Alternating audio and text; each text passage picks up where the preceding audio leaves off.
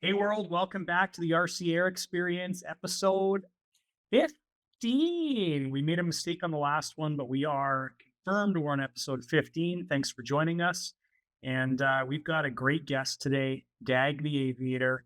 Dag, as you go by. I took some time today and I looked through your YouTube channel and I just want to pump you up a little bit first because I looked through all of your videos. You've got 483 videos on your YouTube channel currently. Wow. Isn't that just Yeah, insane? 9,380 subscribers.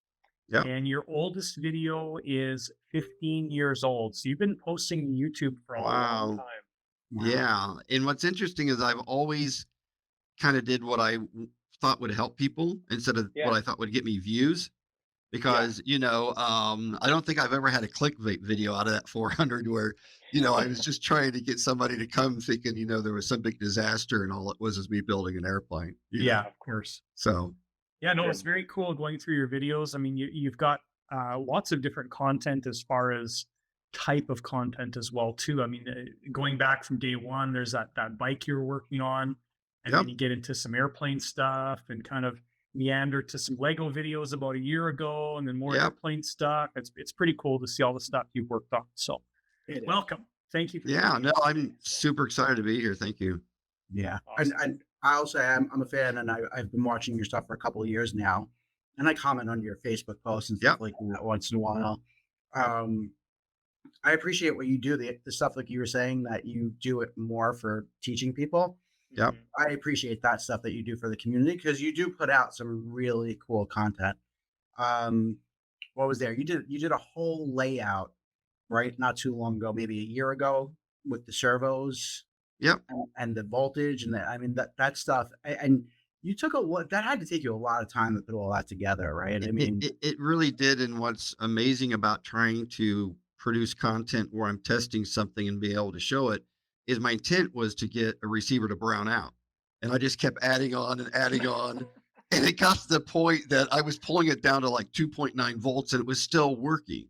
Now I don't, we don't want to do shout outs to manufacturers, but I know some little orange ones that probably would have died right at 4 volts, but this is a reputable company and I was getting down to like 2.9 volts and the receiver is still working. And I went through all that work to try to make one fail. And I felt like at the end, kind of doing the want. Well, I didn't get I didn't get the failure, but it does make us question with our models why things just quit working. Right. Because, that video, I pretty much proved that you couldn't brown out the receiver. So something else, nobody wants to admit why they crash, the easiest excuse is the radio. It's never us. Always fail safe. So I've never seen that video. How many servos did you end up putting on that receiver? Do you remember offhand? Well, what I did was I ended up having, I don't remember, 6 or 8 servos, but what I did was I had these rubber bands that would completely stall them in each direction. And I was able to measure the voltage when I would stall. And some of these were the big old, the size of, hell, I don't know, almost like a lipo, these old high torque servos that they used to make. And I think I had 4 of those or something like that, but I had these rubber bands. So when the servo was dead center, I could measure as the load came on, as it stretched the rubber band. And when I got all the way, and then I could add or subtract rubber bands to try to stall the servos. So at one time I had everything stalled, but the receiver still worked. And I was like, well, I don't, we're not having that many brownouts. So it was just an experiment to try to, it's experiments I had with carbon fiber and propellers and all this stuff I've done. I'm trying to make it so people can comprehend what would work best for them to have success. Because I know when I was young, getting to RC, I traded a stereo for a box of old gliders. And like the predecessor to the Gentle 80, this is back in like 1979 or 80, and I had a Cox Sandway radio. And that's what really, I always wanted to be an RC because I'd flown control line, but this guy had a whole bunch of stuff in his garage. I had no money. And I said, I got a stereo. And that's how I got my first airplane. What makes you, so you say you do that stuff to make people learn stuff, but I guess where do you get the inspiration from? Like, because you do some crazy projects, and I think that's one of the things that I like about following you is like, what's he going to be up to next? Like, what made you think about doing that? Because, John, I'm sure you'll go back and check out the video after we talk about this. Mhm. It's like a legitimate, like scientific setup, like he put together. It's not like he just had a Well, couple of servos. Like he built like a whole thing for this whole setup. Like, Wow. I yeah, actually a couple of years ago, I built a device that had, I think it's 48 12-volt lamps that go in projectors. Yeah. And what I wanted to do was show how the internal resistance of a battery, if it's really high, I would flip on all 48 of these and just, I mean, the wires from the lipo actually got hot enough to smoke a couple of times. And I was trying to prove how a really good battery that you keep in storage during the winter, because I had a Yeah. bunch that I kept in storage and I had two that I didn't keep. I kept, completely at 4.2 all the time. And I Mhm. proved after a year that basically your internal resistance just it goes through the roof.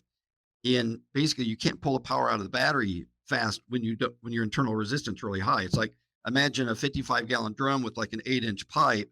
Let's Yeah. call that a brand new lipo. You put a garden hose on there, and that's a 3 or 400 flight lipo. And with the Yeah. giant planes I'm flying, that's pulling 160 amps, and it needs that really low internal resistance. I wanted to try to show my fans how I could mimic, a bad battery, and it Mhm. it, it was pretty crazy. It was definitely and the funny thing is I've never blown up a lipo.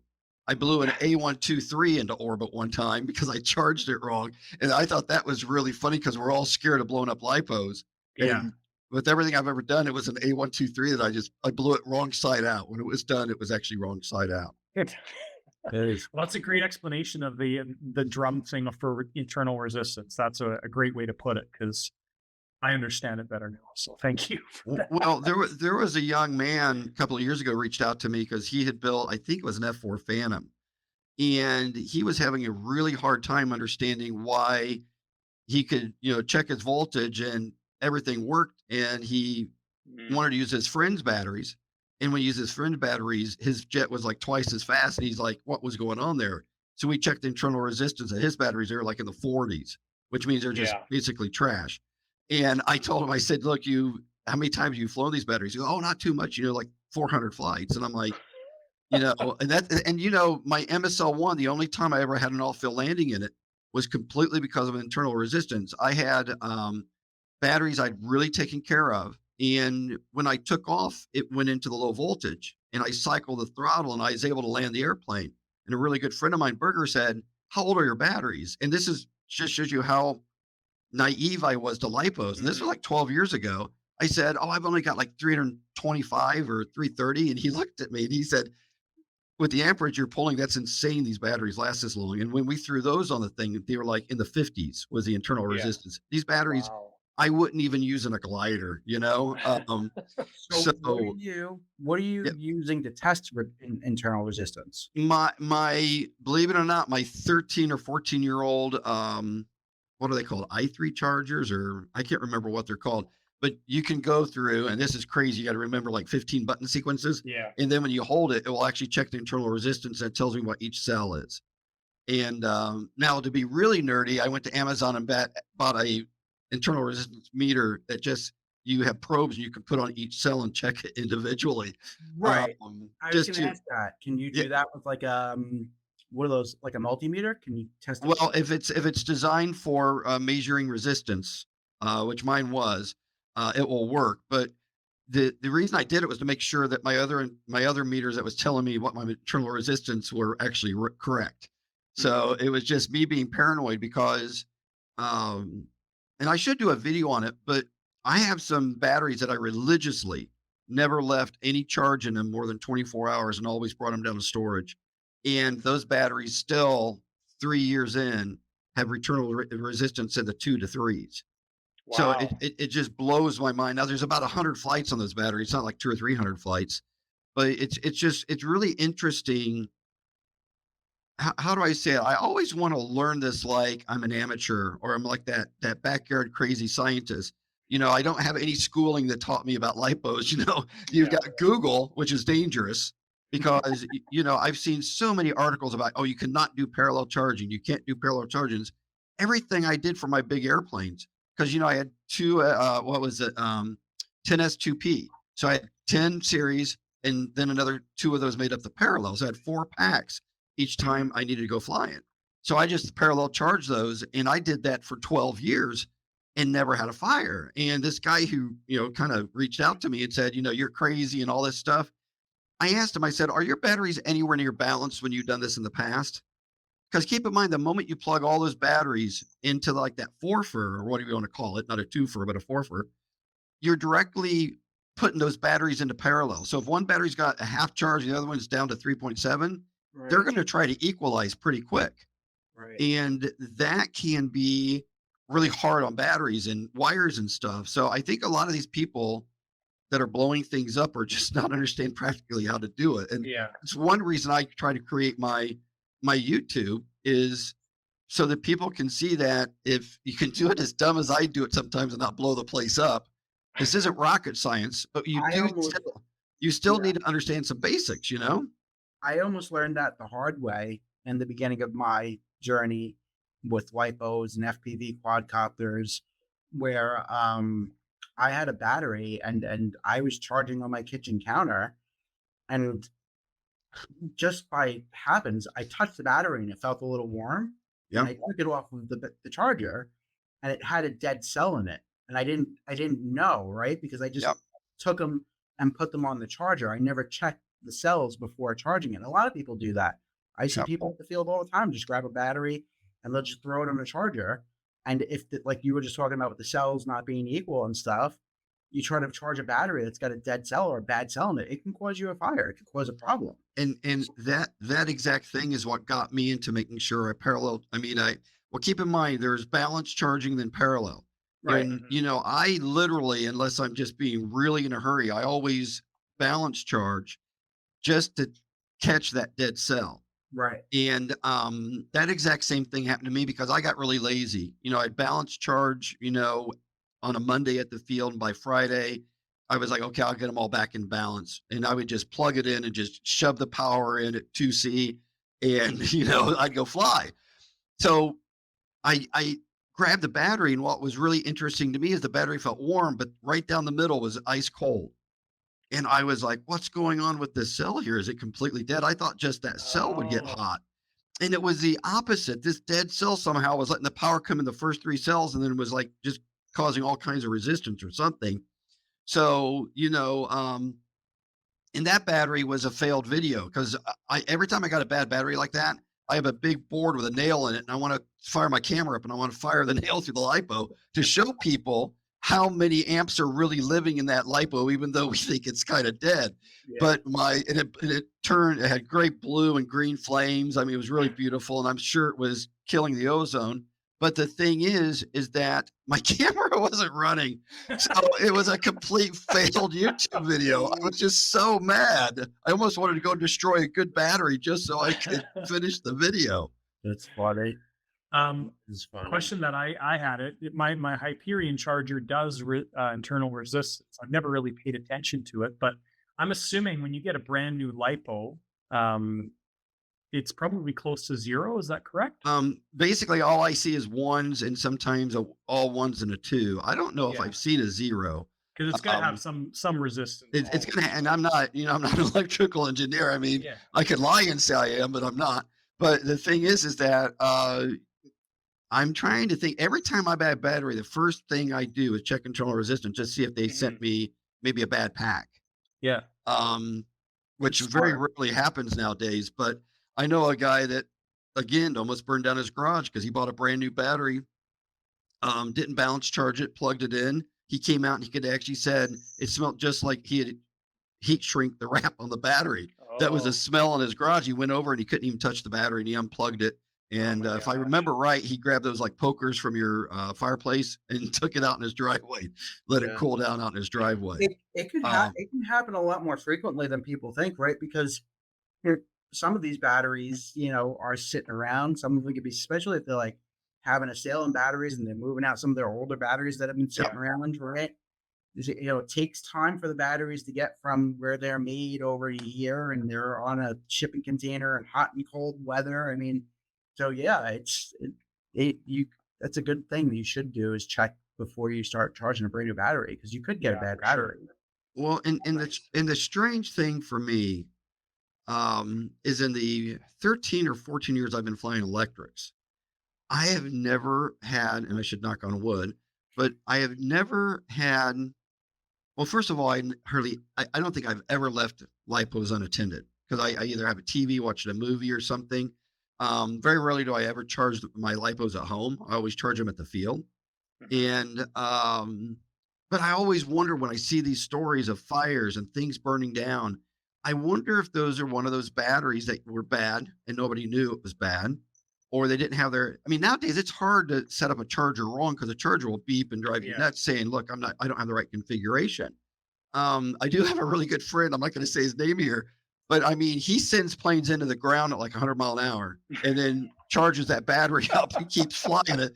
And I'm like, dude, your battery just looks like it's like a I've done it. 73, like a 73 Pinto that got hit. Yeah. And I'm just like, I throw those kind of batteries away. I would never take them in my house. I'm Yeah. guilty of And, that. so I had a friend fly a quadcopter right between us and disintegrated. It pulled both the leads out of the lipo pack. And he said, I'll take it apart and I'll solder them back on. And I'm like, well, what about what happened to the rest of the cells? And he goes, it's a brand new battery. I'm like, I'll give you $49, dude. Go throw it away. But I Wow. always like to joke with him that he just immediately was like, I'll just fix it. And I even right now I'm paranoid. Even though I got all my lipos in my house, they're in the fireproof bags, and there's still this weird paranoia that there's some Yeah. little gremlin in between two cells or one of those balance wires that's gonna try to burn your house down. I would drive you crazy. I have batteries everywhere. It's funny though. I'm Ironically, looking is right now. There's 10 of them just sitting on a shelf right here. yeah, but what's crazy is ironically every battery problem I've ever had in my house or in my shop or my laboratory, as I like to call it, has been either a lithium ion or an A123. It's never been a lipo going crazy. Yeah, knock And on wood, I've never had any real issues. Like I caught that one and I became really conscious about checking my voltage before I yep, charge now. Um, I think most people have issues with them when they're charging or discharging. I will say I go through them because I have a whole bunch of batteries. I go through them, like, if I know I'm not gonna be flying, like, it's the winter and I'm not gonna be flying a lot, I'll go through them all and check them. I yep. did have one last year that looked like the cell was almost leaking a little bit, like the cell was bubbling. Oh, really?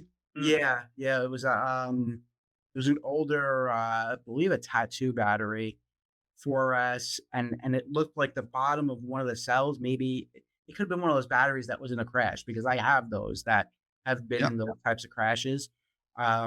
If they're really bent and wrinkled, yeah, maybe I'll annihilate them and like you said, watch the beautiful colors. But Yep. I have a bunch that are spinning crashes. But yeah, so because I found that one that had that cell, that's got me a little weird now. So Yeah. what I do is I have metal filing cabinets. Yeah. Yeah, I probably have 80 batteries in a metal filing cabinet. It's not gonna save me, but it'll give me a little bit of, time, I guess. I think it technically depends on how far it is from the wall because I've got a two-story or what are your two-level filing cabinet downstairs that has all my old batteries, but I've got it 12 inches out, so if it burns, it might just stay right there. I mean, of course, it's going to smoke the house up and set off the Yeah. alarms, but Yeah. just that metal keeping those flames contained. But here we are talking about fire experts, and we're using file cabinets. So I think we do what we've got to do because one of my friends was like, you should buy one of those fire cabinets. He sent me a link on Amazon. It was $3,000. I'm like, It's not happening. what hobby do you think this is, man? Yeah. No kidding. So, but you do a lot of really cool projects and stuff, and I'm sorry to hear about the MSL. I saw you had your Yep. incident with that, and that's sad. What's the plan with that? Well, here's the really weird thing is I'm such an advocate of safety and redundancy. And this plane had it all. I had two batteries for the receiver. I had a battery for each of my buses that ran one half and the other half. And I never dreamt in my life that if I would just take maybe a pair of pliers or wire cutters or a lighter and melt the wire between the receiver and the ESC, and if the positive and negative touch, it grounds out your receiver. And I talked to a lot of my friends, and I mean, people who fly $30,000 jets, and said, "Did something happen here that I didn't see?" And they said, "No, David, this was just one of those once in a million time chances Yeah. that that would happen." Now, what was lucky is I overbuilt the landing gear. It was 4130 chromoly steel. I had TIG welded up. That when that thing Wow. hit the ground and it bounced and kept rolling, I was mortified because I'm like, why is it still moving? It just crashed. And of course, my radio was dead. I had no brakes, and I had put bearings on all the wheels so that the thing would roll. So there was no stopping this. And all it did was it took out both wings cleanly and put a very small hole in the monocoque on the fuselage. Oh, okay. If I had the time and resources and the extra cash right now, I could probably have it flying in a month. Wow. Wow. I mean, literally, if somebody said, Damon, I'm going to give you $10,000, you can do this thing, I might get it done in a week. Yeah. But I'm probably not going to touch it until probably the middle of next year. Okay. Just because I've got all these crazy ideas and it's got to go to the back of the line because, I don't know, I'm on a mission to get all of my crazy ideas into the air. Yeah. Yeah. Well, your air bike, right? That's Yeah, one I've of got my them. ultralight right now that I've got to again, I go through these weird cycles in the hobby where a couple of years I've got some extra cash for it. Or I sell a plane and that funds me for a couple of years. But I'm kind of in one of those dips right now where last couple of years I've spent a ginormous amount of money on the hobby. So the air bike right now is waiting for me to cut out one aileron and then cover it and dope it and paint it. And that's about 15 to $1,800 to go through that whole process. Mhm. So that's one reason the ultralights, staying in storage. Now I had about an 8 months vacation from it because I had to get rotator cuff surgery on my shoulder. And it just got too hard to reach out with both arms and pick the wing up and flip it over because I'm a one man band. So a lot of my fans I've gotten some real hate mail over the air bike, especially through my YouTube. I came here to see the air bike and you're, showing skydiving babies. I'm out of here, and all this stuff. And, I'm sorry, don't let the door, hit you on the way out. But it's just so weird that the air bike did have this cult following that the moment I put it in storage, everybody didn't like me. So, I need to get that back out, hopefully the end of this year, or I don't know if it's going to be this year because I've just got too many other projects right now that are in the What queue made you that are a lot decide? less money. What made you decide to start going that route? You just decided one day you wanted to build an air bike? I mean, Well, if you look at this weird evolution of my airplanes, through the 80s, I was flying 40 size glow. Okay. In the 90s, I lost my mind and got into gas flying like the Sax 5.2. And I think it was 5.2. I flew a Moki for a while, flew all the Byron airplanes that were, propeller driven. And then I got into the bigger gas, which was like the oh, I can't remember the name. Aircraft International sells them 3Ws. I got into the big 150cc 3W engines, which were half scale pits and stuff. And then I got into where I'm at right now. Then everybody's like, "This is big enough to get in. Why don't you build a real airplane?" I'm like, "I can't build it. I can't afford an RV. I'm not going to build some $30,000 or $40,000 plane and then buy a $20,000 Lycoming engine for it." Yeah. Um, so one of my buddies was like, "You want to try to fly, an ultralight?" And I'm like, "Oh, I've flown back a long time ago, the Quicksilvers." And he's like, "No, no, I got an air bike." And I was, I never got to actually fly it, but I got to look at it. I looked over the whole thing, and that's what made me choose the air bike. And um, sometimes I'm really excited I did it, But then sometimes I look at that thing sitting there and realizing I had about $10,000, and I think, man, that's a lot of RC airplanes I could have been putting that money into. But yeah, the air bike was just because I don't know, maybe it's pure pressure. Why don't you build a real one? And my ego. Well, hell, we're going to build a real one. What scale is the MSL? You were just talking about It's scale. not a real because it's all made up in my mind. It's probably about 50%. Okay, that's I've had a couple of people reach out to me and ask for my plans and said, they're going to redraw the plan for a full scale airplane having a Rotax in it or some radial. And if the guy really does that, he said he'll credit me as the designer. But you know how cool that would be at like the EAA or something to see a yeah. full size MSL too. Mhm. Um, so yeah, it's just something I made up my head, and I needed to get it out of my basement. The reason is the size it is because the fuselage an inch longer wouldn't come out of my basement. That's hilarious. John, did you see the video? I swear, the first time I saw the baby video, I thought that was the real baby flying the plane. I actually looked at it today. I when I was looking through your channel, I saw the baby videos. So there's a few of them on there, and I went to the very first one because I knew there would be some exciting comments on that video. I looked through all the comments, and oh yeah, there's some fun comments, clickbait, and all this stuff. Right? Yeah, It was pretty funny. Yeah, I saw that. It's pretty cool. it's the only time on TikTok I've ever had videos taken down because they say it's child exploitation.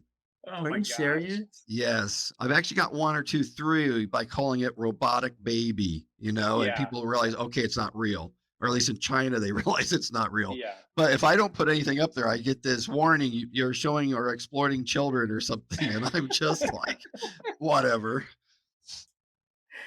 You got me with the first one. Like, when I first looked at it real quick, I was like, that can't be a real baby. I mean, it's pretty realistic looking when you look at it real quick. It looks like Oh, a real yeah. baby.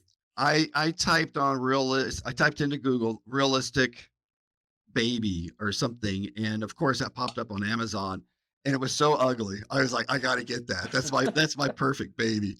And, we actually, me and a couple of my really good friends, and we're always together at SEF, the four of us, we're the Four Musketeers, but we've actually talked about making it robotic enough that the jaw could move and we could make it blink.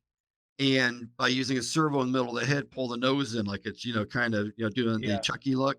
But I also wanted to put a high pressure hose so we could basically blow green, like, what was it? Green peas, like baby food, a green baby food, and have it blow out her mouth. But we knew we would soak the airplane too much. We just didn't want it. We were going to call her baby upchuck, and we did not want all the upchuck going into the MSL, so we decided not to do it. But I think that would have been the greatest thing, just have her look around and just start spewing. Almost like a little nose crunch and then blah. oh, it would just be glorious. That's the baby right there for everybody Yeah. who hasn't seen the video, which a lot of people in the hobby. Well, see, this is her as a skydiver, not as a pilot. And we had no idea if this would work. And it worked so flawlessly. And actually, I don't know if I got it laying around here, but I bought on Amazon for $19 a little bitty micro spy camera. Oh, And this is going to be mounted on her belly. So as she's falling, you're going to be looking straight out under her chin and everything. So and this thing weighs like 1.2 ounces. I mean, I don't know how anybody builds this, but I'm putting 5 of these on my Flex Otter, and it's going to be 5 cameras in one airplane. But I just want to have actually this on the elevator. So anytime the elevator's moving, it's tilting the entire background. And I'm going to do all 5 cameras in one frame. And it's just going to look like total chaos. I think it's going to very interesting. It's just going to be messed up. So who, I guess a drone or a quadcopter got this picture for No, you? a really good friend of mine. His name's Eamon Kelly. He does all my videography when we get together. And I know there's 10 million drone pilots out there, but his skill in going backwards and in front of the MSL2, or his skill to be able to just let the drone fall backwards under her as it was free falling was just crazy cool. And we just try to keep thinking, what else can we make up?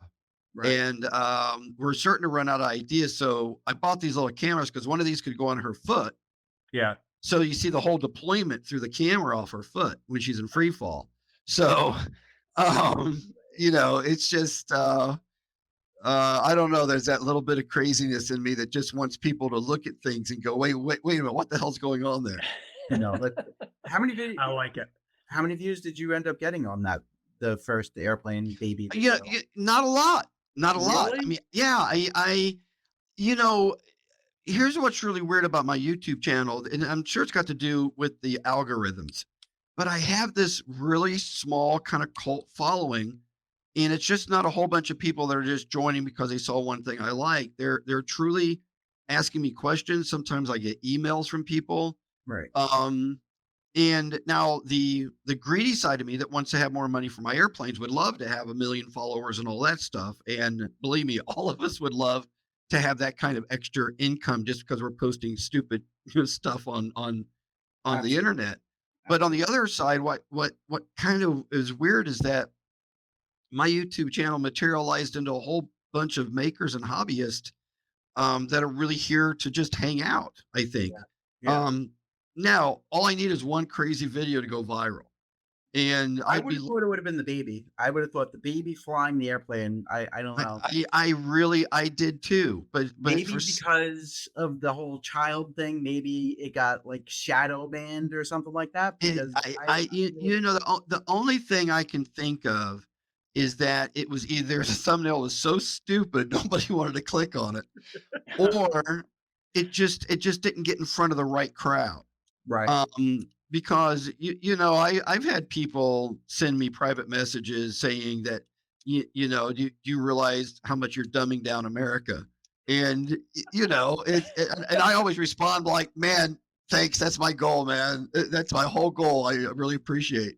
But uh, no, it's weird because you can see a dog on a skateboard get 10 million views, yeah, and, I'm kind of like, okay, I can make a robotic dog do that.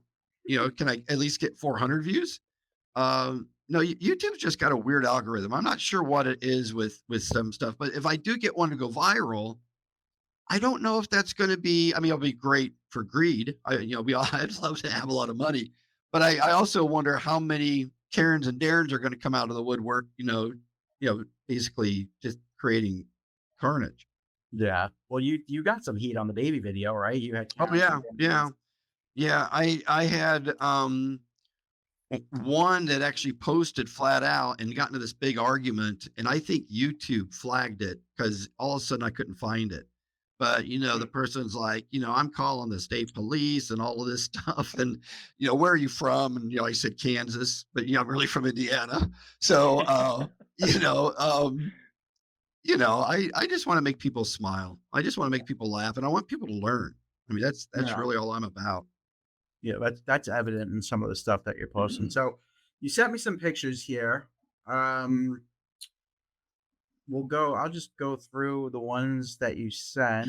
Oh, you don't have to go through all of them. I just want to give you an idea of kind of the bandwidth. Well, that's a C-130. I got so many people hating me over this Mhm. project because I got it like 99% done and then sold it, but it funded 3 years of my hobby. Oh, Yeah. So somebody fell in love with it, and it was just one of those things. The same thing happened with my B-36 project. I mean, it got basically done, and I sold it, and a lot of people said that they really hated me. They really did. But oh well. this Um, is complete. You completely like the MSL. You completely scratch build this stuff, oh right? yeah. Actually, I start in AutoCAD, drawing all of the formers and all the parts and pieces. This was a fiberglass fuselage that I made from a plug, which turned out a lot better than I thought it would. I basically bought 2-inch thick foam and laid my bulkheads from my AutoCAD on it, got it really close, hand sanded it, put 4 layers of fiberglass on it, painted it, waxed it, then covered that in fiberglass, cut a relief line around it, popped it off, and bingo. It was a Wow. really a cheap way to do a fuselage. Now it took a lot more sanding on the outside because it wasn't in a mold, it was on a plug. Right. But Yeah. and I made it way too heavy. I didn't know what I was doing. I just kept adding layers. Gosh, I don't think that's enough. I just kept adding fiberglass layers. You probably could have surfed on those two fuselage halves when it was done. You go into your AutoCAD. I think that's one of the things that you do really well too is your AutoCAD designs. Well, that's Fusion 360 right now. AutoCAD is the 2D stuff like architects use if I'm going to do drawings, cut things out. This is Fusion 360. Okay. And what was crazy is 8 years ago, probably one of my friends lost his mind that I didn't have a 3D printer. And he is like, Demon, what are you doing? I'm like, oh, I don't want to learn a new thing. He goes, oh, it's so easy. You already do 3D stuff. And so I pulled the trigger and bought me a Prusa Mark II. Liked it so much. A month later, I bought a second one because it didn't print fast enough. So I had my two printers, and I had learned to draw all my 3D stuff in a program called 3ds Max 5, which is like 30 years old now. But he told me there's Fusion 360. So I jumped in and started teaching myself. This was actually a commission project. There's a guy that's a part of Triple Tree, and I can't remember his name, but he builds those models. He built that big Jenny, and he built Okay. a spare to St. Louis. And he reached out to me and said, I'm not going to do the spare to St. Louis unless I can find an engine. So I went and bought a Williams brother plastic spare to St. Louis, the J5, the right engine, and spent about a month uh, with my calipers measuring and redrawing this thing as close as I could get it because it's the most accurate reproduction. I went online and bought the actual drawings to this engine from a company Wow. out in San Diego that was a part of the original uh, Ryan project that built the Spirit of St. Louis. Um, and built it for the guy that charged him like 350 bucks because I liked him. He was an awesome guy. He was going on an awesome project. I probably had $3,000 a time and Oh my testing and gosh. everything. And it's just, I'm a sucker for people that are doing cool things. He is building a one of a kind Spirit of St. Louis.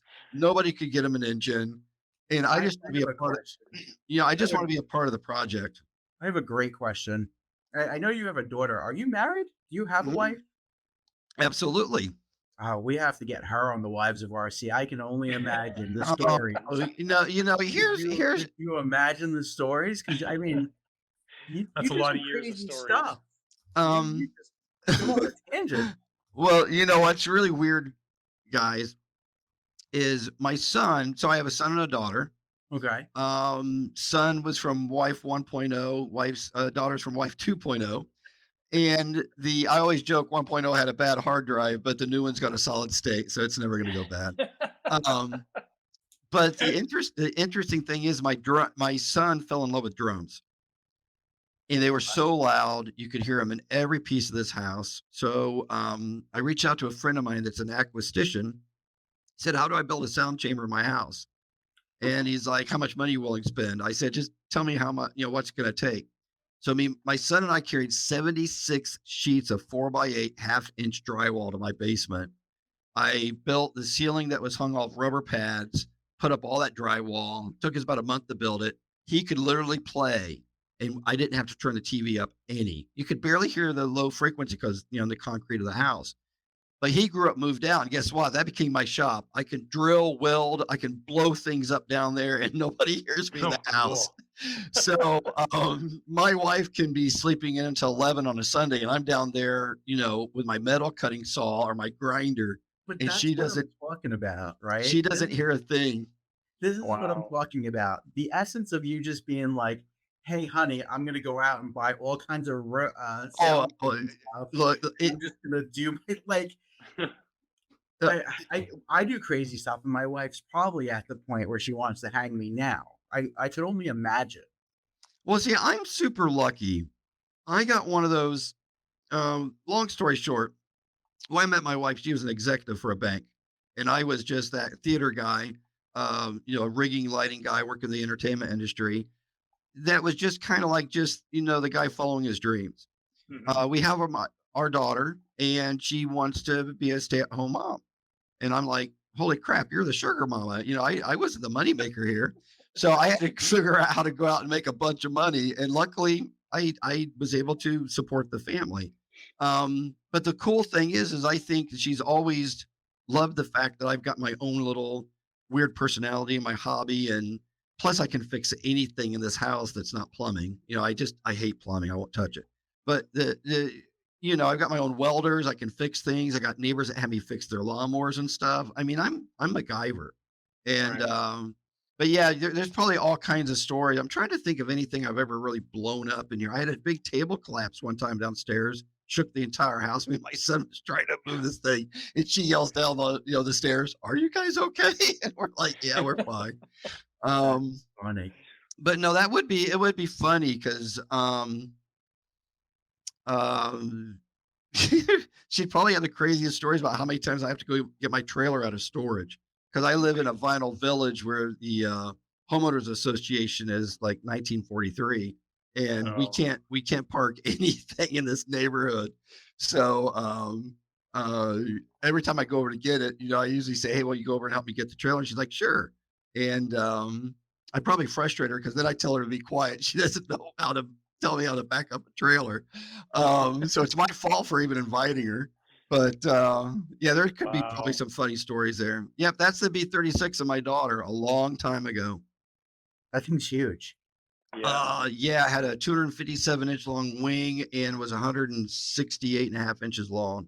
Wow. And you make the landing gear from scratch too, right? No, actually, those landing gears I bought from a landing gear company. That well, you see, I don't want to ever sound like I'm misleading anybody. They made the gear and then I basically rebuilt them. Okay. Um, because I've built enough big airplanes to know where weaknesses are and where weight is. And when I got these gear, the two gear and the nose gear was like 28 pounds. And I about, crap my pants. I'm like, what the hell? So I went through and made carbon fiber shafts, and I literally took half the weight out of these gear. Wow. And actually probably made them stronger. Uh, but yeah, so technically I always try to give credit where credit's due that a company made the gear, but then I dagamized them or whatever you want to call it. You made him better. Yeah, Yeah, a lot lighter. that See, almost that's looks like another your thing. daughter can ride that. Like that thing is Uh, huge. There is a picture I have where she's sitting on it, like riding it like a horse. And it's holding her up just fine. I'm sure. Yeah, and now this one was just one of those guys that um takes a lot of tenacity because my very first wing, well, long story short, when I first got those gear, the gear didn't fit the wing right. So I redesigned an entire second wing to fit the gear. And then, I started looking where my weight was going, and then I completely basically designed the gear after that.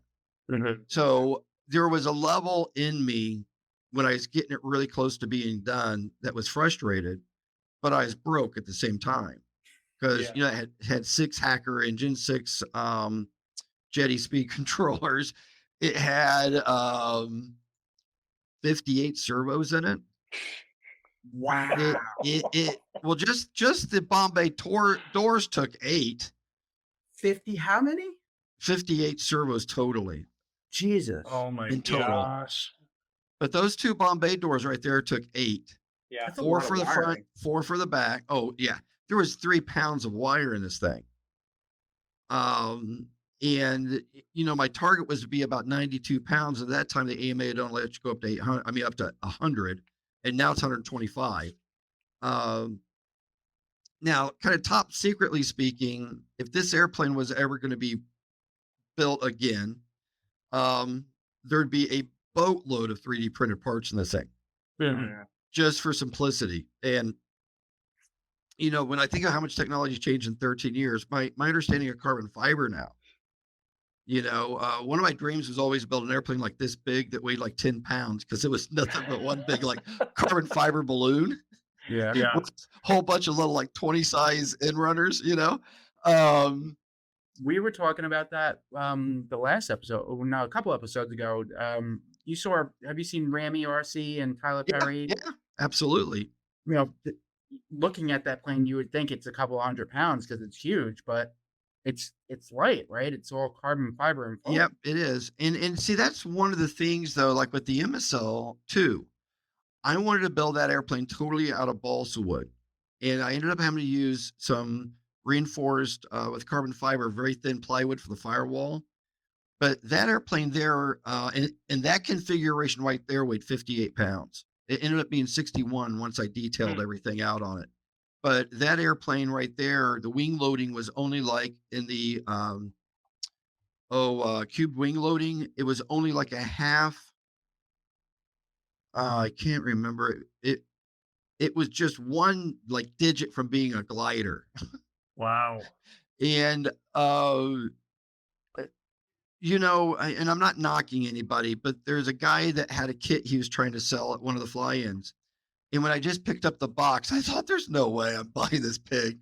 I mean, I think people build airplanes out of the material that is the cheapest. So if plywood's cheap at this moment, let's build the whole thing out of plywood, Mhm. and plus, I mean, I understand some gas engine airplanes have to be built stronger to hold that rattling gas engine. Yeah. But I don't understand how people well, and to be fair, if you can't land, you probably don't want to fly one of my airplanes because landing gear, well, no, that's wrong because the MSL slammed the ground and the landing gear didn't fail. But on most airplanes, um, if you want to build a really, really light airplane, it shouldn't be one of your earlier planes you're learning how to fly because Yeah. landing is one of the hardest things for all of us, at least for me, was when I was learning to fly was, how to land. Mhm. Yeah. I don't land. I just crash. That's how I land. Well, that ground comes up pretty quick sometimes, I had So I had a 90-year-old guy one time said, "Nobody crashes into the sky, Damon." And I thought about that for a minute. I go, "Yeah." He's like, "So you don't have to take off. Just look at it." And he always had these really beautiful warbirds that weighed like 45 pounds and he never flew them. And then I got it later in life. He didn't want to crash it. It's yeah. funny. So I just joined a club, finally, because I've had so many issues trying to join clubs because of the FPV stuff, because Yep. I only fly FPV on fixed wings, on warbirds and stuff like Yep. that. I've lost my ability to fly line of sight. And I'm working on that. I'm trying to get back to being able to not get disoriented really fast. For some reason, flying FPV and being in the goggles and stuff, um, not flying line of sight a lot, I lost the ability to fly line of sight. So like I get disoriented really fast. Like I'm Yep. flying straight, but the second I start banking, I start losing where am I, left, right, up, down, and then Yep. I either pull the goggles back down real quick or I crash. So I finally was able to join a club, and the club president's very cool, and he flies FPV, and he was a Boeing designer for a long time, great guy. So he's like, sure, yeah, come on down. So first time meeting everybody was a couple of weekends ago. First time out. I'm like, all right, let me, fly something that I'm relatively familiar with. And it's my F-16 EDF. It's a 64 millimeter from Motion. It's a hand launcher, right? I haven't flown at this point in a couple of months. So I'm like really rusty. You crank it up. This is my first introduction to everybody at the field. And I throw it, and it goes straight up in the air, flips down, and comes over the pits. And all you hear is, look out, heads up, heads Oh up. no. Oh. I'm going, I got it. I luckily saved it. Oh Luckily my. saved it. And now I'm like, here, this is my first What a introduction. great This is introduction. why they don't let you at clubs, Anthony. This is the reason. Yeah. So now you're looking for another club to join? Is that- No. They came over and were like, be careful, try not to kill anybody, try not to fly over the pit. It's your first time here, we get it. I'm like, dude, look, I haven't flown in the longest time. I'm sorry, I was rusty. And I had a pretty good day. I didn't really crash too much, so it was a good day. Well, the interesting thing about clubs is I look at kind of at least, my evolution in this hobby. And I remember a time it's like, oh, you can't fly a glider, you're gonna tie up, channel 16 too long. Or oh, if you're gonna fly a heli, fly down there in the part of the field that nobody wants to fly on. Yeah. And it seems like everybody's always got to pick something. It was what were those things called that were just the flat wing? Um, Not a yard dart. Those are the things you used to float. wasn't there an RC plane called the yard dart? I don't remember what it was called, or a lawn dart. No, it's a yard. It doesn't matter. Basically, it's a little 20 size engine on this little flimsy airplane. And honestly, if you went down to 45 with the degree with the wing, the engine at full throttle, it would flutter and explode. And everybody got into these because you could literally do a loop in like a 3 foot circle, right? Like right in front of you. And the club got together and said, nope, no more of that. It's too dangerous. And I'm sitting here like, excuse me, it's a 20 size engine. We're talking like a 10-inch propeller here. What the hell is wrong with you guys? Yeah. And, that's one of the things that I always thought was interesting is they always want to pick something that they're not happy about. And I'm just like, hey, I'm happy we got everybody at the field today. So everybody shut up. Yeah. No, I went through it. I've been looking for a club for a couple of years now because the place we're flying at, it's not a club or anything. We're going to end up losing that eventually to construction. So we had a glorious, big, beautiful fields, couple of acres, close to the house, and I didn't have to worry about being in a club. But with everything going on, I've been trying for years, and finally I had somebody accept me, and I was very happy about it. And I'm down for all the rules, and they explained to me, all the rules that they have are really for safety, so the club can keep going, nobody gets hurt. Yeah, sure. I respect all that. I absolutely, I never liked the whole club idea. And I guess it depends on the club, like you're saying, but now I'm enjoying it. And, I like talking to the guys who've been doing it forever, and they come over, you give little tricks and tips, and I like that stuff. I like the history. I respect the people who've been doing the hobby for a long time. I think we have a lot to still learn from a lot of people who started from the beginning of it, Well, Well, yeah, it's nice but to have somewhere legal and safe to fly to, right? That's right. That's a well, big part of it, I think. I think I belonged to 10 or 11 clubs in this 40 or so years. And realistically, I would say just under half were really cool clubs, Right. where you could, keep in mind when I was flying Glow, I took 2 kits of trainers and made a twin engine, almost like a Rutan looking design, weird looking airplane. Okay. And then one day and I was working part-time at a hobby shop on the weekends to try to help my hobby and also get a discount. Okay. So the owner had this box of really old, like, I don't know, 6-inch Cox propellers. So I mount all of them across top of my wing, like an auto gyro, like 15 of them. And this thing just sounded like a flying trash can, the way it rattled when it was flying in the air. And people got together and said, we can't have Damon, flying contraptions. We got to get him out of here. And, and it was kind of weird because, once I got my nickname Dag, it's like I was this cooler guy because I was crashing things and we were all laughing about it. But back in the day, if I showed up with one of my weird contraptions, they were, I can't remember the name of the trainer. It was right after the Eagle 2, but this was one of my first ARPs. And I was working at the hobby shop and somebody had damaged the wing and chipping. So I fixed the balls and recovered it and bought it for like 10% off the owner. And I made air brakes on the side of the fuselage. Flaps would go past 90 degrees. Okay. So it'd be like air brakes. And I took this little baby afro hair doll thing and stuck like in the cockpit, called the airplane, I think, Nebula. And I don't know where that came from, but I got more people mad at me at the club because I could go straight down with it and the wings would flutter so bad that it would move because it is a rubber band on wing like a trainer. Okay. right. And it had those 2 little torque rods that the servo went to that ran the ailerons. Okay. And this plane would flutter so bad it would move the wing back and compress against those 2 rods, and I'd have no ailerons. I'd have to fly off rudder. Okay. And I got into the habit of showing people this, and the club president's like, Damon, it's going to disintegrate and all the parts are going to fall. I said, I'll make sure that we're flying upwind. And it drove people nuts because this thing sounded like it was going to explode every time it fluttered. And it actually got to the point that the right wing started drooping because all the wood had come unglued. Okay. So Wow. I couldn't fly it. But that club, I think, really hated me because I didn't really give a poop. I just was like, I don't want to say I'm going to destroy my planes on purpose, but think about the science. I mean, if STEM was around, think of what they could have learned off that airplane slowly disintegrating itself. You did it for science. Yeah, I did it for science.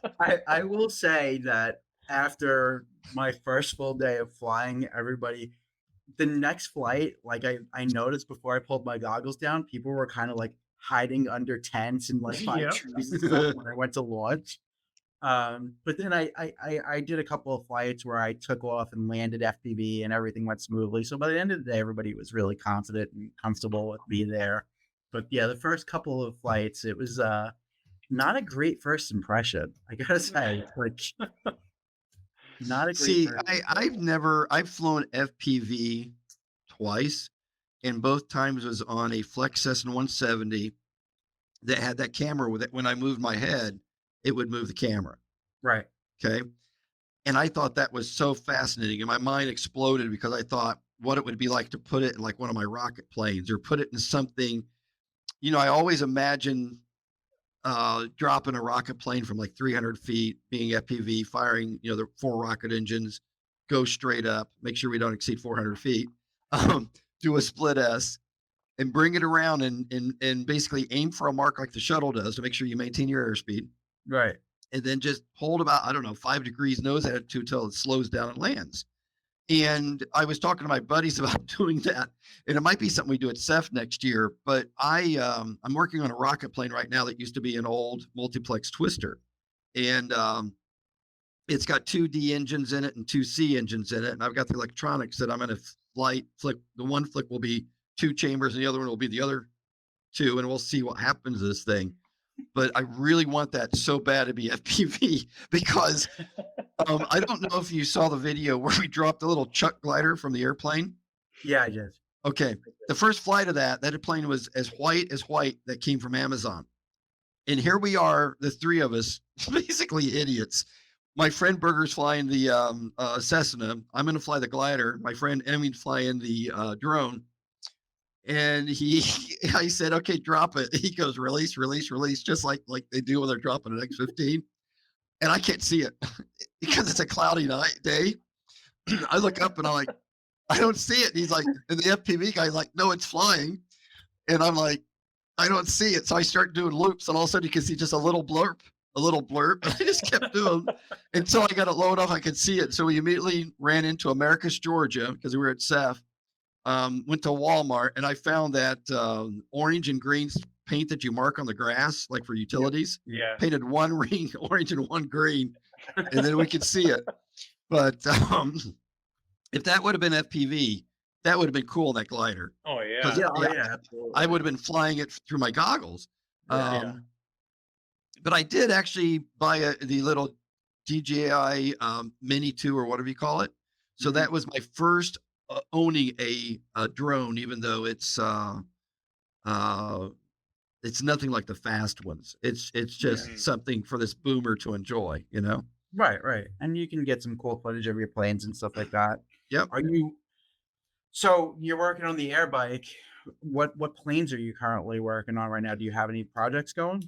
I got a video popping up here in a day. I just redesigned this car carrier thing that's going in the back of my Suburban, so it's easier to go to the field to fly. Because in the past, I'd have to go get my trailer, load everything up, and it'd literally be a pain in the butt to do. Right. Now I can literally in 5-10 minutes throw everything in the Suburban and go to the field and fly. So I got that done last weekend, and I'll have a video coming up this week on how I put that together.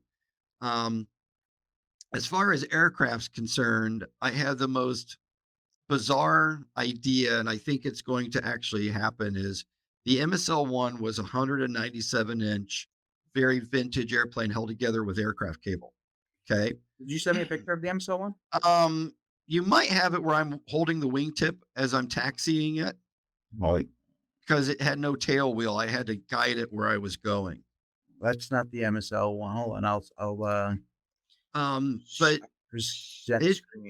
been in storage for 10 years because I got about 1,350 flights on it and started working on the MSL-2.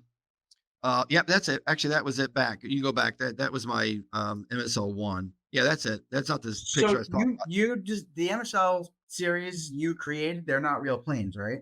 Oh, no, they're not real planes. And the name came from this really funny Frenchman that was following me on RC groups. And I said I was trying to come up for a name of the airplane. And he said, well, there's this Mademoiselle something. And he goes, you should figure out how to put the Mademoiselle into Emma, who is my daughter. And the next day he Wow. sent through and said, hey, how about MSL? And I'm like, ooh, dude, that is really, really cool. Vive la France. So that's how it became the MSL. Now, that airplane you're looking at right now, I want you to try to put on your imagination station in your brain and imagine there's no cables holding the wings on. Okay, there's a spar going through there.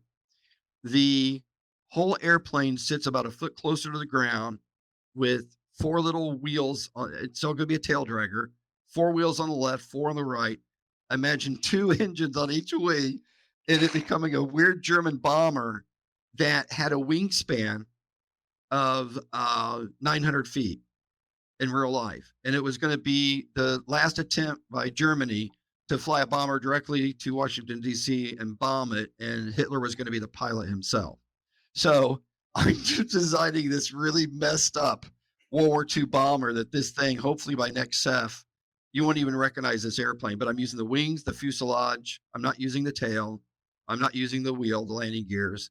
And I'm 3D printing basically guys that are 3 inches tall. So imagine if this airplane had a crew of 250, okay, in real life. This thing was like the last ditch effort to win the war. Wow. And it's going to have like 90 turrets all over the fuselage and wings with little guys with machine guns. And it's going to be messed up. It's going to be nightmares are made of. But I think aerodynamically it's going to fly fine. But that's what I'm probably going to start in the middle of this summer. Keep in mind, I already own all the motors. I own all the ESCs. I own everything. Yeah. I almost own all the balsa wood. So this is going to be kind of on the cheap, Right. Yeah. except I'm going to have about 19,000 feet of monocoat by the time I go to cover the thing. But it's going to be a weird looking contraption. How long does it take you to build? So how long did it take you to build the MSL2? The MSL2 actually went together really quick. It only took about 3 months to frame up. But I Okay. looked at the first wings, hated them, and threw them away, and then started designing the second wings. And so it went through some different iterations before it became the M. And that's kind of all my airplanes. This airplane here was originally going to have a 150cc gas engine on it. I started it up, and the whole thing started falling apart. Right. So I had to put the whole plane into storage, and I basically gave up on it. And that's when I was real good friends at the time with the guy here in America that was running Hacker. And he says, Damon, I've got a motor big enough to fly that. And Wow. he said, try it. If you like it, buy it. If you don't, send it back. And I finished the airplane, put the Hacker on it. It flew, and the rest is history. Huh. You like electric better than gas now, right? You're Only because it's reliable and less messy. Okay. right. I've had people send me really mean emails saying, you think you're saving the world? I said, no, I use geese to wipe up the oil in my garage. I said, they rinse out nice with some Dawn dish detergent. But the thing is that, I fly electric because of the torque, the Right. reliability, and there's no mess. And as we all know, if you're flying electric, it ain't that much cheaper. So, No. that's a farce that people are like, oh, electric's so much cheaper than gas. Not by the time we're Oh. done with a high-end motor, ESC, Yeah, buy 3 sets of batteries. batteries. Yeah. Unless gas was $15 a gallon, I just don't see, Yeah. Yeah. In some instances, electric could be, more expensive. Oh, yeah, I guess. I think actually electric is a little bit more expensive. You're going to buy quality equipment that's I'm going to be just gonna say reliable. that. Right. I actually almost did a video on that, but I was afraid of Oh no, you'll get to- that's swatting the hornet's nest. You can't do that. it is because when I looked at the Hacker, I was using the Castle Speed controller. Think I was flying Thunder Power at the time, and then I looked at everything that basically goes into that, your charger, your balance, everything you're going to do to support it. And then if you're going to go to a field that doesn't have power, you better have a generator. Yeah. So I did a little bit of rough math, and electric can be a little bit more expensive. No, it definitely can. And then ma- the batteries are almost like your gas, right? They don't last forever. You got to They replace them down the road, so it's not a one-time cost. I've got a friend that won't fly electric, and I think there's a little bit something wrong with him, but I get what's kind of some people just want to say, well, I'm not going to fly electric because that might make me cool. Okay. But the thing is that he knows how to make his gas engines run perfect. Yeah. Okay. When I talk about reliability, everybody looks at me and goes, well, damn it, I don't have a lot of dead sticks. Well, I love multi-engine airplanes. Okay. And unless you don't know what you're doing, it's really hard to crash a multi-engine electric airplane. Right. Okay. Right. And, and for some reason, I don't know what it is about our subconscious, that's not probably the right word, but for some reason on a gas twin engine airplane, we think we can save it. Hmm. We think, oh, no, if I just put in enough rudder and drop the nose, you can't. There's all kinds of math that I could be a nerd about. But the bottom line is if you don't pull that throttle back very, very quick, you're going to have that plane on its back very quick. Yeah. And you're going to lose a nice model that you put a lot of time into. So when I saw electric get reliable, I have a friend finish out a Zorelli P38 electric, and I think he still has that like after 9 years. And I don't know many internal combustion lightnings that are still around after 9 years. Nope. Yeah. One local dust that went down. I think it was 2 years ago now. Yeah, just one engine went out, and that was it, right? And really good pilot, but Yep. Yeah. no saving it. The big thing that really,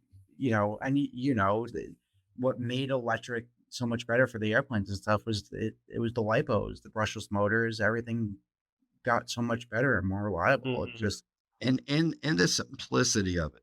right. If you charge your battery and you plug it in and your airplane will fly, you get to go fly. You don't have to tweak any gas, fuel mixtures. Yeah. It's just so much more. There's a guy at one of the flying fields I was flying at, shows up with some little airplane that is self-leveling and self-doing all of this stuff. And the smile on the guy's face was so cool because he's flying a model airplane. Right. Now, some of my really close friends would just go completely ballistic with, he's got what kind of stabilization? That's not how you learn how to fly. Right. Well, when I learned to fly around 1980, 81, I probably took out 6 airplanes before I really started getting comfortable. Yeah. And I don't know if it was insanity that kept pushing us to go, but I think today people's patience are, if they crashed once or twice, they're like, I'm not, I don't want to do this. So I love anything that can make a pilot have fun. Right. I mean, that's all it's about. That's actually why it's funny that you bring that up. That's one of the reasons that I took a break. I started out when I was younger in the 80s, mid 80s, because I was probably 8 to 10 years old. My dad, you were talking about dope and stuff like that. And you brought me back when you were talking about that earlier. My dad used to build balsa planes and stuff. And that's how I kind of got into it. And we had this one plane that just refused to run at the field. So we would start it up in the basement and it would run perfectly. And we would take it out to the field and it wouldn't start. And we would be turning this thing and glow plug. We would go crazy trying to get this thing to run, pouring gas here, doing this. It would go just sputter. We'd bring it home. Second, we brought it home, brought it back down to the basement. It would start up, no problem. Like clockwork. It was scared to fly. It just didn't want to fly. After about 5 times of this, my dad absolutely lost it and just attacked the plane in the middle of the field. Yeah. Just lost it. I mean, had a full mental breakdown. He was out there jumping on it, cursing at it. I think he bit it. He had wooden covering coming out of his mouth. It was I stopped flying and I moved to a lot of car stuff when I was younger, and then I got back into it as I got older. Every time you tell that story, Anthony, I've heard it a few times. It reminds me of Frank Sylvester, the A10 guy on YouTube. Have you seen that video? Yeah. Every time you tell that story, I envision that as your dad. It's not an exaggeration. It was traumatic. I was crying, tears coming down my face. I was crying because we worked on this thing and he went ballistic. He just couldn't deal with it anymore. I mean, now that I'm older, I understand it. Like I get Yeah. it now, right? Could you imagine the thing every time you come back and you start to write up, and then a couple days later, all right, let's try again. You load everything up, go to the field, and you're trying for half an hour to get this thing to start, and it won't do it. I understand now. When I was a kid, I was traumatized. I was straight up like I saw my dad lose it on a plane. Like, no, it's funny. It's all good fun. Well, and it's interesting the way we all interpret the frustrations we had. There was one time a group of guys at our field, and look, this was like 25 years ago, and they were one reason clubs had a hard time because if you didn't fly an overweight warbird that looked like a museum piece, Yeah. and didn't at least crash it in the first 5 or 10 flights, you were either egotistically good or the airplane was built so straight it was easy to fly. It was weird the excuses that came up, but I had a pickup truck at the time that I backed up, and I was sitting in the back of the bed in a lawn chair, and these guys were just messing with this engine, getting the tuning and everything right. And they go to taxi the plane out, and it was a Thunderbolt. It was a Thunderbolt E-47, and he taxis out, and right as he starts to turn on this little piece of blacktop we had for a runway, the landing gear just collapsed and it fell on its belly. And he turns around to the four guys and he goes, "That's a flap switch." So I'm sitting here thinking, wait a minute, what? So they didn't even have the assignments right on the radio. And I'm just sitting here thinking, you know, these guys are almost like laughing about it. And I'm just sitting here thinking, do I need to get under the, covered awning? Because if they don't even have that, you need to bench test things, Yeah. When you mentioned you and your dad would get that engine to run perfect in the basement, I always think of people bench testing, making sure everything's right.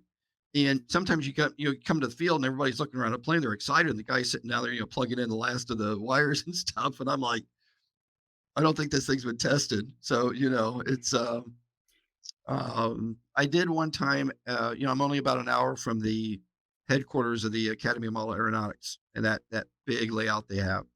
And when it first opened, sometime in the early 90s, they would have these events there for like 2 or 3 states just to get together, and people would fly everything.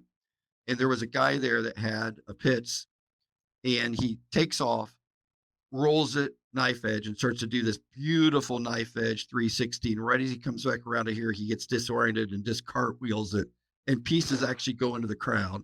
He takes his radio and just threw it Oh my straight gosh. into the ground. And I've got a weird sense of humor. And I thought, what if anything in that airplane was still working and now you couldn't shut it off because the radio's destroyed? So, but I'm not sure how these people think how we're all interpreting them when they behave like that, Yeah.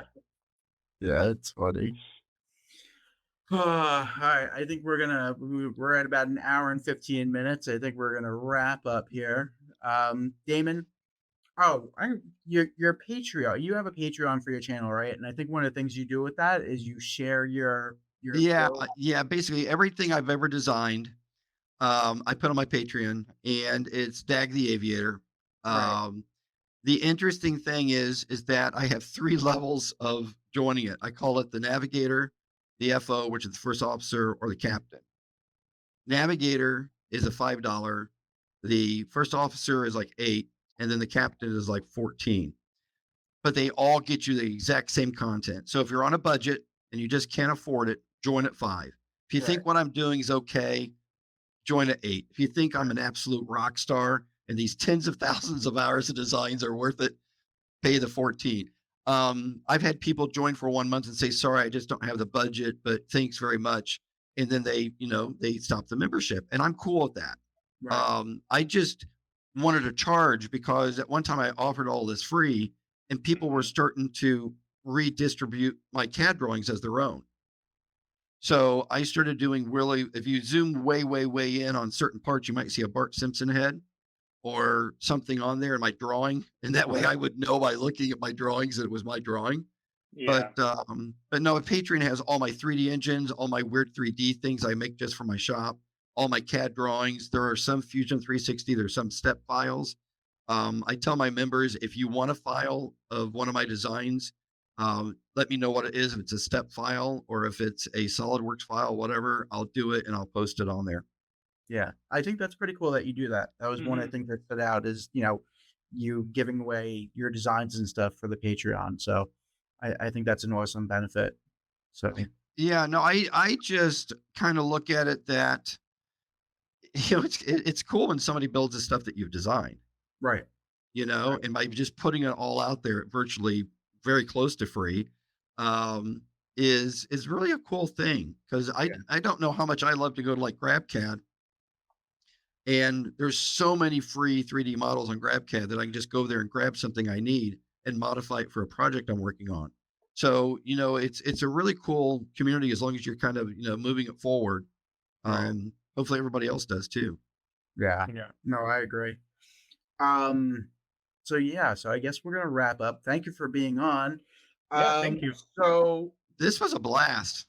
yeah, no, we appreciate people coming on, especially people who've been in the hobby for so long. I Yeah. love the history behind it. I think your builds and stuff are awesome. Like, I follow you on Facebook. I think I've thrown some nice comments your ways over the Yep. year. Yep. You No, you know, have. there isn't a lot of people left doing the kind of stuff you do. Full on scratch building these giant airplanes. So I think that it's cool to share that and get that out more because I think it'd be cool if more people did stuff like that, right? Like you're Mhm. talking about building a rocket plane that gets dropped from another plane, and Yep. that's the cool stuff that It, it'll get more people in. and there's a Yeah. level of excitement, like the very first time we dropped Baby Olive. So in Baby Olive is a receiver, a small 4-cell NiCad or whatever, comes with like a Futaba radio. And the servo had a wheel I had 3D printed with a little piece of very small 16th inch aircraft cable. So as that wheel turns, it pulls her rip cord that opens the pin on her parachute, and the parachute comes out. Okay. And there's no real way to test that except hold her an inch off the ground, move the radio switch and see if the pin pulls. So we get up to altitude, and it was funny. There's like 8 of us standing there, and she free falls perfectly. And she gets down to about, I don't know, 30 feet. I hit the button and the parachute opens perfect. And everybody just lost their crap. They just were so excited that it worked. And it was so weird because, my friend's trying to follow it the very first time with a drone, and he did a pretty good job. But what was really weird was just the mechanism to drop it from the Cessna. Everything worked so flawlessly. And when I share that out there, I'm hoping it sparks interest in some little kid that's Right. like, oh, dad, this computer game's lame. Or, oh, dad, soccer's lame. I want to build things with my hand.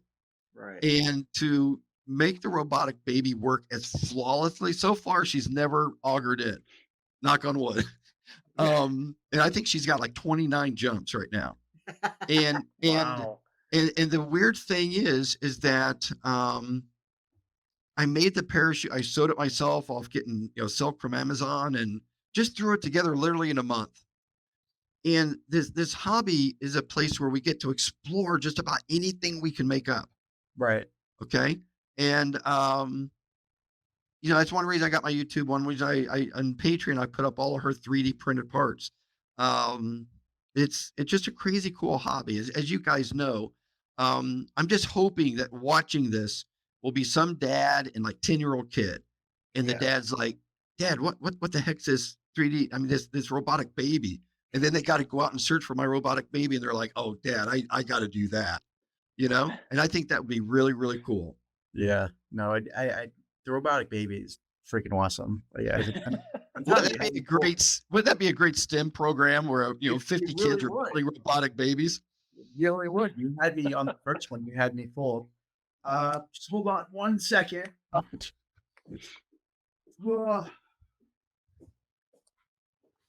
I do love this format. This is a great format.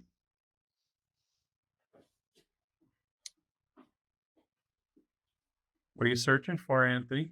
Just No, so we're announcing the giveaway for tonight's episode 15.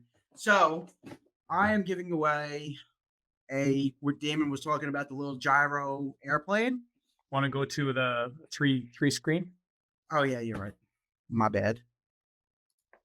There So we go. this is a Volantex Warbird series. It's a little 400 millimeter plane.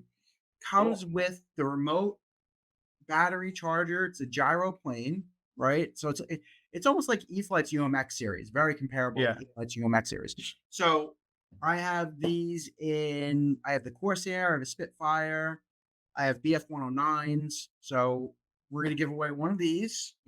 And Jonathan, I think you had some 3D printed parts. Yeah, I've got some 3D printed parts to give away. Okay. I have a kind of a bundle I'll put together for them. Okay. Various items and stuff, and that's provided by the fellow that does my printing for me for most of my production stuff, and that's Joe at RC Custom 3D Printing. So, all right. So we'll say you have to like, subscribe, comment, and then episode 15 will be the giveaway code. okay, cool. Episode 15 will be what you have to type in the comments to Awesome. these things. So believe it or not, I was talking about how I'm getting back to flying line of sight. This thing flies. You're talking about the guy who had a big smile on his face. Yep.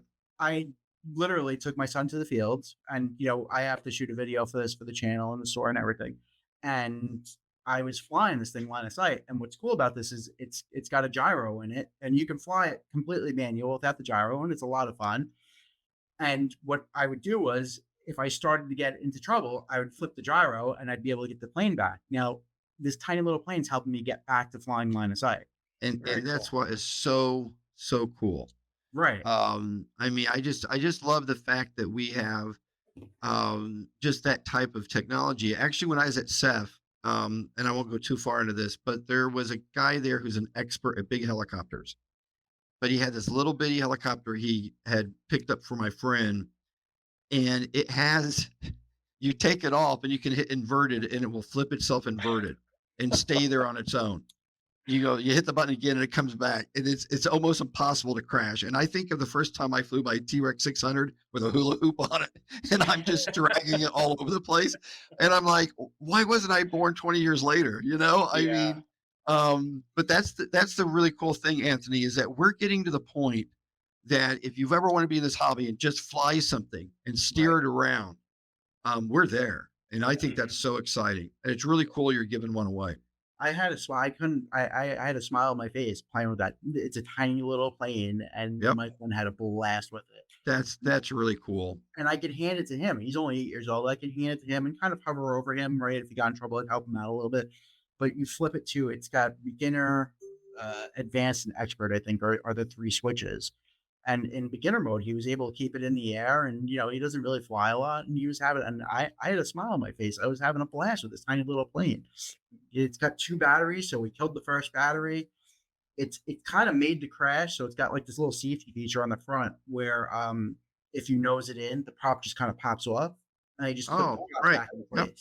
Yep. So you don't break the prop. So it's a very lightweight plane too. But it's very comparable to the UMX line from E-Flight, and it's great. I think somebody will enjoy it. So thank you for being on, John. Oh, absolutely. This is a lot of fun. Yeah, no Thanks, problem. guys. Stay in touch. We'll link your channel in the description for the podcast. Very cool. Yeah, thank you for being a guest. And everybody, look out for the giveaway, episode 15. All right, everybody, have a good night. Does it work? There it goes. Have a good night, guys.